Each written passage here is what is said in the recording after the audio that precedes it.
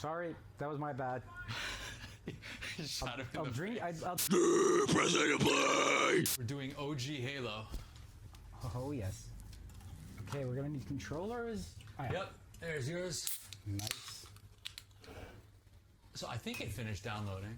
I hope it finished downloading. Love this controller, by the way. I got it with the Xbox. I got the Xbox secondhand. It's a nifty, nifty design. How does it compare to the Xbox One controllers? Oh, this is an Xbox One controller. Oh, is it? Yeah.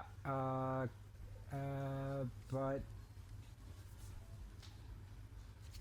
the cool thing is that the Xbox Series S and Xbox Series X controller is basically the same. It just has slightly different triggers, I think. It has a textured back, and it's got only one extra button over here, which is like a share button to quickly take a screenshot or a video. Oh, that's cool. it. But yeah, no, this is just like a generic Xbox One controller, and we're now using it on Xbox 360 or Xbox One. This is Xbox 360. Now they're actually backwards compatible, which is really cool. Like, you can also use your Xbox One controllers on your Xbox Series X and everything, but you can use those controllers on your Xbox One. And I wasn't even aware you could also use it on the Xbox 360, because you have... This one was wired. That's also an Xbox One controller, though. Is it really? Like, where's your console? It's behind all the plants over there. All right. We're getting the Freek low down here. Oh yeah, that's an Xbox One, man. Yeah. That's an Xbox One S. Oh, it's not a 360? Yeah, that's an S. It's an Xbox nice. One S. Yeah. I had a better Xbox than I thought. So what's the new one This called? actually makes sense because Master Chief Collection never released for Xbox 360, so yeah. Oh, did it? No, that's an Xbox One game, yeah. Oh, right on. Yeah. Okay. Look at you with your Xbox One. Yeah, I'm like more advanced than I thought I was. I could do young guy things. Like get an Xbox. So what is the new one called? Series X and Series S. Right. I know, it's a very accessible naming convention they have going on. It went from Xbox to Xbox 360 to Xbox One to Series S and X. Yeah, I don't get it. It's the thing is the whole sort of myth is that they went with Xbox 360 because they didn't want to call it the Xbox 2, because then you would have the Xbox 2 going up against the PlayStation 3. Marketing. Okay. Lower number obviously is worse. Right. So they went with 360, but after that they were like, well shit, we can call it 720. So we'll go backwards. And they were like, the one, because it's the one console, the one device you'll need for like TV, music, gaming. Yeah. But then after that they were like, well, we can call it the Xbox 2. So then they basically used the naming convention from the Xbox One S and the Xbox One X to sort of signify the power line, which is the X, and the budget line, which is the S. So I'm guessing the next Xboxes are actually going to be called like Series S2 and Series X2 or something like that. They're going to keep those naming conventions. But it's Microsoft, so who knows? So they finally gotten far enough away from it that they can apply normal numbers that we would understand. Yeah. Almost.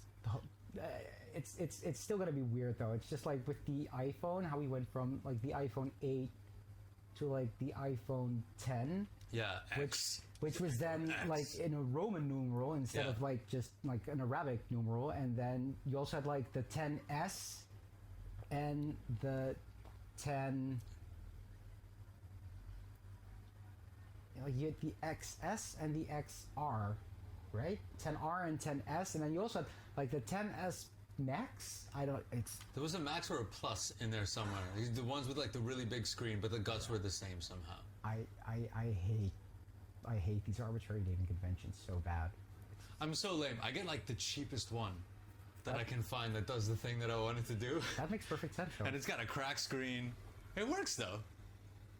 This is an SE, whatever that means. Special edition, huh? Oh, is that what it means? I think originally. It's like, this is not my comfort zone because it's like iPhone. I don't know that much about iPhone. It's not my jam, but yeah. Are we ready? Oh hell yeah! Wait, should I still log in? Oh yeah, hold on. Something has to happen, right? Yeah. If you press. I'm a guest. Well, there we go. I'm second at 1. It's so embarrassing that I've had Halo for so long that like that embarrassing remnant of my college life is You're still allowed there. to change it. Am I? Yeah, you can change it once without any cost whatsoever. After that, it's like $5 for a name change or something. Okay, yeah, I would very much like to choose a more mature name. I changed mine from Freekopolis 2 because I had Freekopolis. Then I got a new console. I forgot my password, went with Freekopolis 2, and then I was like, wait, I can change it free. And after like 13 years, I finally returned to like my, username of choice these days, Acropolon. Acropolon. It makes no. I think I mentioned that before. Where I was like 12 or 13, and I saw both Akira and Metropolis within like half a year of one another, and I was like, yeah, if I combine those two anime films, it's Acropolis. That's a cool word. That I just invented the coolest word ever. Then I started my first year in high school with Greek, and it was like, I wasn't as original as I thought I was. It's interesting to me that Dutch people study Greek in high school. Like we barely studied Greek in high school, but But I think like, there's still a lot of ancient Greek like scattered throughout modern Greek, though, right? Like stuff like Hexodos, I obviously pronouncing it wrong, but like that kind of stuff. It's like the exact same in ancient Greek as it is now, right? there are a bunch of stems that look familiar. Yeah, the way they conjugate the words feels different, and then when you put a lot of that together, it's very easy to get confused. Ah, yeah. So which is why when you go to church and like you see them, like you hear them singing or whatever it is, it's very hard to understand what they're on about. Like you'll catch a word here and there, you'll be like, I know what that piece means, but then like what the hell is this at the beginning or the end? I even after with like Dutch from like 600, 500 years ago, like I don't understand anything. Like there's a handful of words you might recognize, but that's it. So I can't imagine like, with ancient Greek, that's like over thousands of years old. Like that's going to be even way trickier. Yeah. It's remarkably well preserved in that respect. That is true. And it's everywhere. That's like people are always like, oh yeah, Latin. That's going to be helpful with like, if you get into like if you go into healthcare or if you go into psychology, and like all of the words we use out there, like most of them like have like a Greek origin, like from like the actual word psychology to like comedy or theatrics or schizophrenia or like there's just like you could just grab any random sentence in Dutch or English or whatever, and you're gonna see so many originally Greek words. I love that. Yeah. Way more than Latin, actually. Yeah, a lot in science. Yeah, true. I have to admit, that did make doing the science, it's like a bunch of stuff in science easier. That is true. And like super, hyper, uber, over, they all have the exact same origin, which is still like Greek, if I'm not mistaken. Like hyper, yeah. What a language to teach you guys in high school, man. Jesus. Greek is complicated, But it's the most helpful of all the languages I had in high school because it helps me with, like, I suck at learning other languages because I was like raised on Dutch and quite a lot of English, so that comes pretty natural to me. Right. But like French and German, I suck at that. But because of Greek mostly, give me like a Spanish or French or an Italian text, I'm gonna recognize so much stuff because of just Greek alone. That's just really useful, actually. Right on. But like they also taught you English in high school, or did you do high school in English?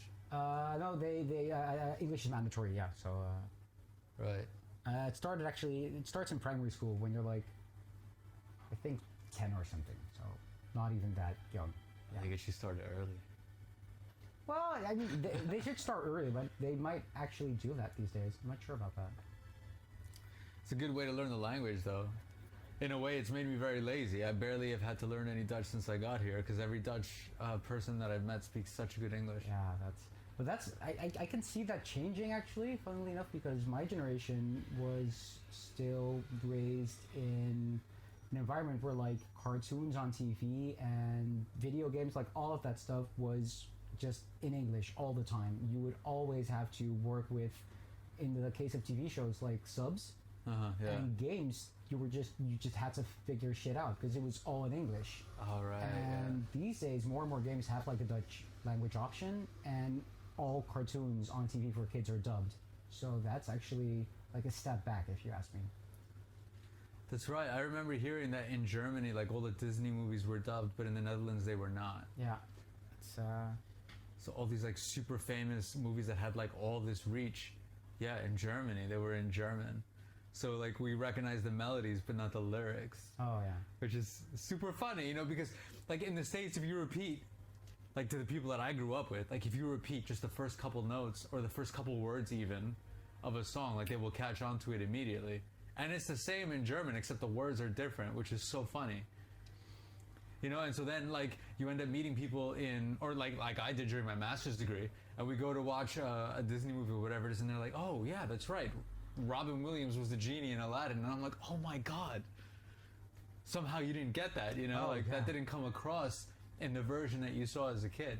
Yeah, over here with Disney films, even in my childhood, you would have like the dubbed version in theaters. You would have like a Dutch version, but also always like the original version. And like, especially with my mom, who worked as like a translator and an editor, English to Dutch and Dutch to English.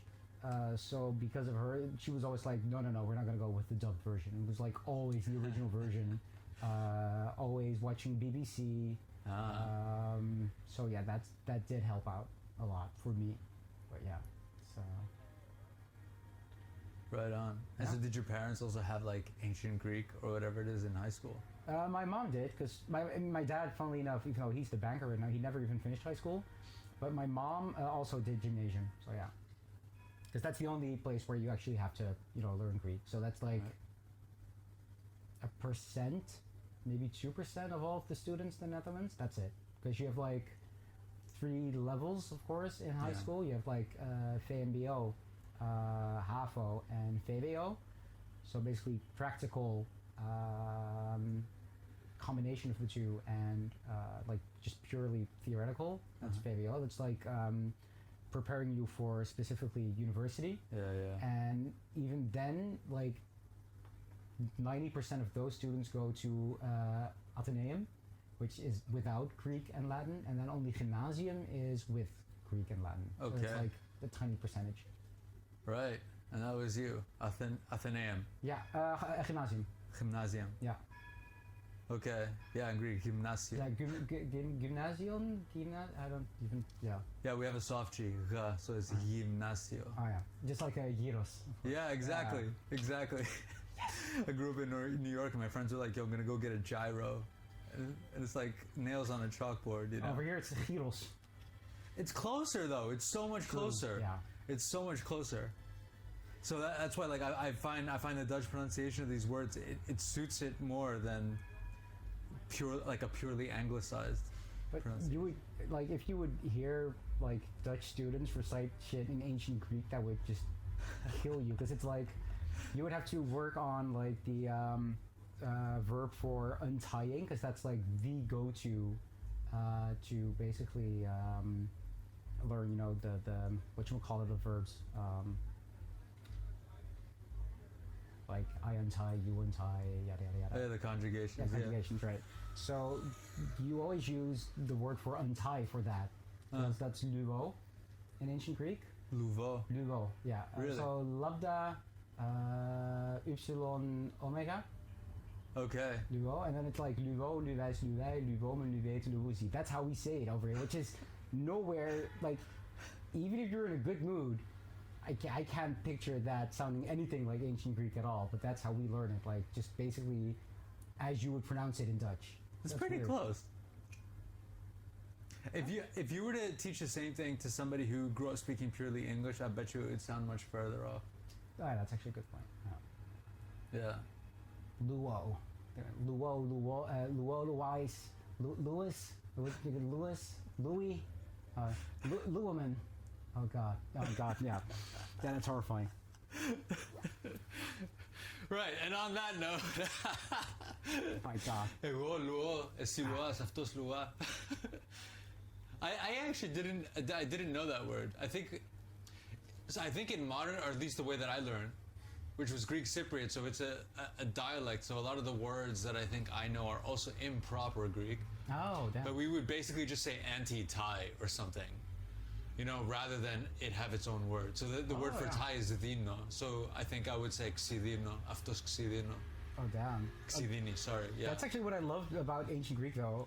Well, that's because that was so weird to me. Like, there's like conjugations for everything. Yeah. Like, you would have, like in Dutch, if you would, you know, say untie yourself, just like in English, it's just, you know, untie and yourself.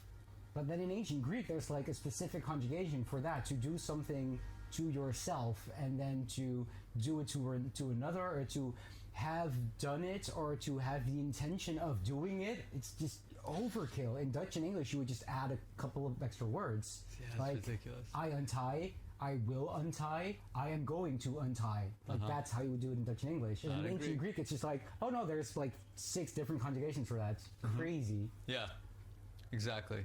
What a ridiculous language. Yeah. And in modern Greek, so again, I've never studied ancient Greek, but like in modern Greek, you have this vowel sound E, and it can mean very different things depending on where it appears. Oh no. But it always means something. And so this is also very easy to get confused when like you're learning or whatever it is.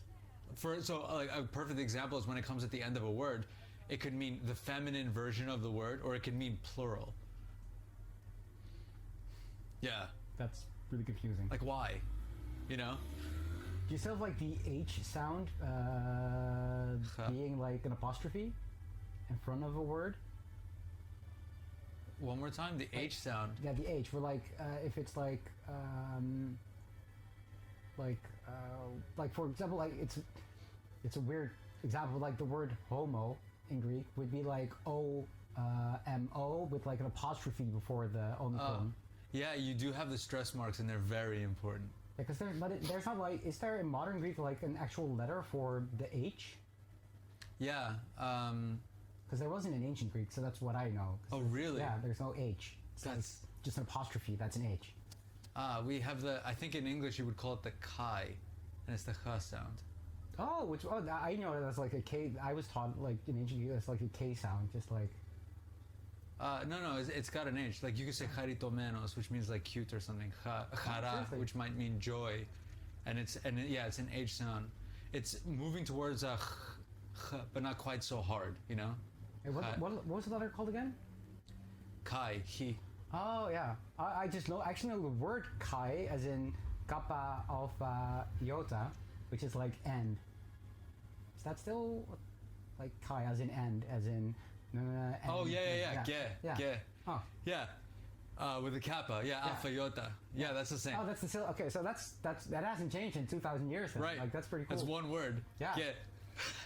That's still there. Yeah. We're probably gonna actually encounter Greek stuff in Halo as well. I can't, because like there's gonna be like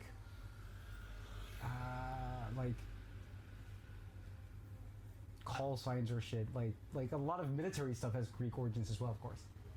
Oh yeah. It survived. Like, there's I mean, even like in of course when you have when you go for initials or something, I mean you still use omega and stuff like that. Of course, alpha and like all of those things are still used. Yeah. True. Maybe they'll give the Forerunners like Greekish names and stuff. That'd be so cool. I'd like that.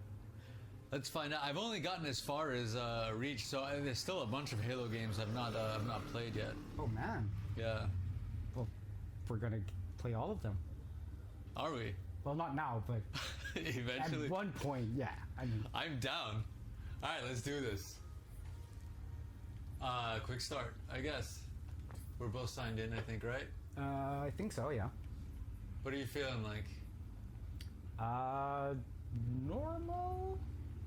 Like Okay. easy is even. It's too easy even for me, but I'm not a legendary horror world kind of guy. Now, the only time I really went through Legendary Hardcore was for Reach, just because I loved the game so much I wanted to keep playing it. Nice. And I'd beaten it on Heroic a few times. At a certain point, you're like, all right, fine, you know? But Yeah. I found Legendary on this one so hard. So when it first came out, I remember thinking it's just impossible. It took me forever just to get through the first stage. I have that with Resident Evil 5. I played that game so many times. I know it's not a good Resident Evil, and I know... Hey, nice. It's a weird achievement. I know it's not a good Resident Evil, and I know there's a lot of deserved criticism, but in like split-screen co-op, Resident Evil 5 is one of the most fun experiences I've ever had. Really? It's like ridiculously fun. That's another series. Like my friends, I remember in college were all playing it, but somehow I never got around to it. Oh, same, like they're horror games. I hate horror games. I can't play them. I just get scared shitless. But that's why I love Resident Evil 5, because it's a non-scary horror game.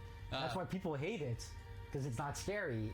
But I love it because of that. I can actually play that game. I remember hearing the creepy music and everything. Oh yeah.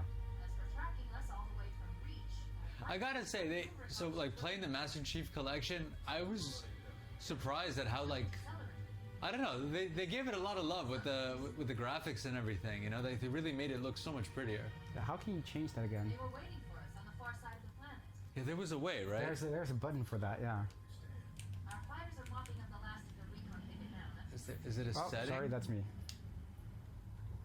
All right, maybe we can see controls, configure gamepad, and watch it. Toggle visuals. You see? Oh yeah, so it's this one, yeah. I think I can't do that. Maybe you can? Yeah, that one. Or maybe it's not in cutscenes. So it could be- We have to wait till the game starts. Yeah. It's still such a shame that that's not like the de facto thing in like remakes and remasters these days. Especially remasters, of course, because in remakes, it's a remake, so there's no way you can do that. But in a remaster, you're basically using the same skeleton as the original. So I love it when they have an option like that, where you can just see all the work they put in. Yeah, it's a very, very nice touch. Especially because like you've gotten used to seeing modern games, you know? So you forget. Like I forgot what Halo used to look like. And I remember when I looked at it, I was like, you know, the old version, I was like, holy crap, was it really like that? I put so many hours into it, but so much has happened since then. That's actually what I love about like decent remasters is that I think the best remasters, so not remakes, but I think the best remasters look like you remember them. Yeah. Because that basically means that the original art direction and everything is still intact, but it feels like a modern experience. Where like, oh yeah, of course, this is what it looked like, and then if you go back to the original visuals, you're like, oh yeah, they really haven't held up all that great. Yeah. I love that when it's like that kind of faithful. Because I also imagine it's hard. You know what I mean? To like capture like the original essence of it somehow, but modernized, I feel like that's hard. Have you ever seen the Silent Hill 2 HD remaster? They even replaced like these signposts with like Comic Sans. It's amazing. Really? They didn't have the original code anymore, and they put like this hack team on it, and they didn't know what they were doing, and they had to sort of like rebuild shit based on retail code because they didn't have the original actual data lying around because it was just dumped, it was gone. But that meant that they were just incredibly sloppy. So for example, like this sign that stated Silent Hill, and you're like, they creepy. They actually used Comic Sans, for example, to designate that sign. It's really weird. So embarrassing. Yeah. Look at her boy. Shiny gold helmet.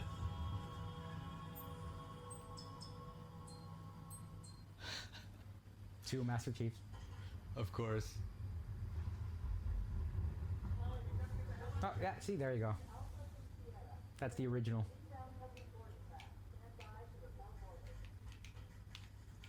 Oh man. Wow. Yeah, it's come a long way, huh? Yeah. I remember how excited I was when I first played this. I was like, whoa, look at these graphics. Oh, the original Reach. Because I was like, you didn't play the Master Chief Collection on day one then, if I hear you. But yeah, no, this, because that was buggy as hell. Oh, no, I was super late to the party, of course. It's better in this case, yeah. But yeah, I remember like switching back and forth and thinking, wow, because I had put hours and hours into this game. I didn't remember it looking like this. And the updated graphics, yeah, quite loving, you know? Yeah. Feels true to the original, if you ask me. But I'm not the biggest Halo like fanboy, so maybe I'm not the one to make that call. Yeah, I mean, I have no idea what it's doing now. I just played a lot, like around 1 and 2. I went through 3 and 4 kind of quickly, but when Reach came out, I spent a lot of time with Reach. I absolutely loved that game. Oh, and actually ODST was rad too. Oh, I yeah. enjoyed ODST. I love ODST and its soundtrack. Like that jazzy ambient soundtrack, so good.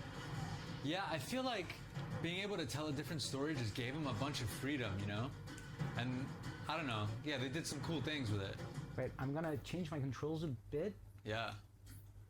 This is also super important in the Halo games. Oh yes. Crouch, toggle, and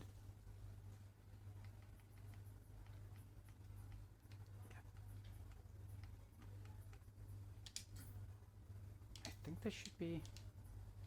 Wait, did I? Yeah. Okay.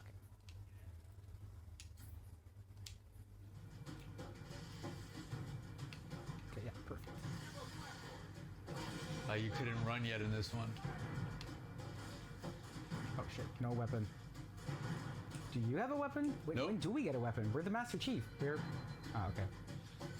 This is a very, very cool way to start the game, I thought, you know? Because you start with nothing. And I mean, of course, part of it is like, so they teach you how it works. But part of it is like, dude, we were really in a rush. Feels pretty cinematic because of that too. Yeah.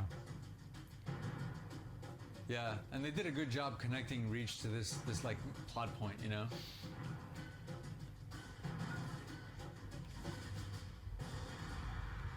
But yeah, at the same time, you would have thought if one of them sees a Spartan running around, they might, I don't know, hand him a pistol. You know what I mean?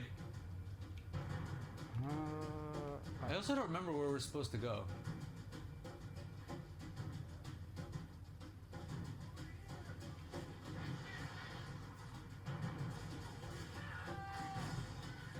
Are we sure we're not playing the original Halo? This We're is playing, yeah, we're playing the original Halo. Why, we couldn't play Reach, right? I have Reach on CD, Oh, on yeah. disc. So for some reason, like, I had gotten the Master Chief Collection. I have Reach on disc, but I couldn't play it within the Master Chief Collection. Like, I have to buy it again or something. Yeah. Super weird.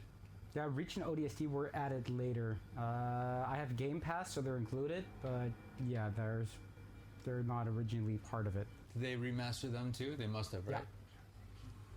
Well, not so much a remaster as more of like a.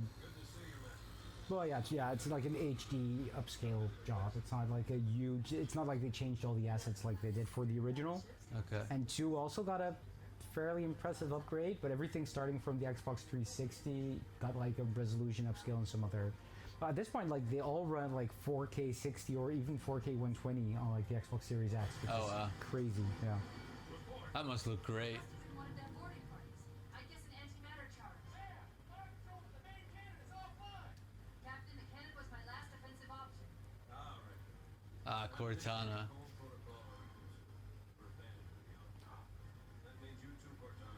Well, you do what? Go down to the ship?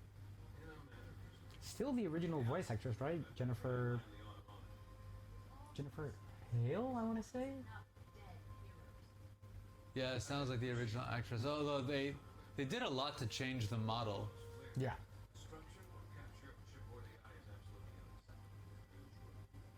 Yeah, the relationship between the Halo fan base and Cortana is one that's still kind of unsettling to me, but yeah, Yeah, it went to a weird place. it's of all the things to sexualize, like I mean, obviously the developer isn't exactly innocent in that whole thing, but still, it's just, yeah. Is there a story with the developer then? No, I mean, they obviously, you know, designed her more and more with like a male gazy. Oh yeah. Yeah, but like the fan base really latched on to that. Like, they're big fans. I must be getting old, man, because I see that and I find it unnecessary and distracting. Yeah. I guess that means that I'm turning into an old man. But I kind of feel like it takes away from the story instead of add to it. I even had that in the beginning. Like I was like, she's like a cool AI. We don't have to make her hot.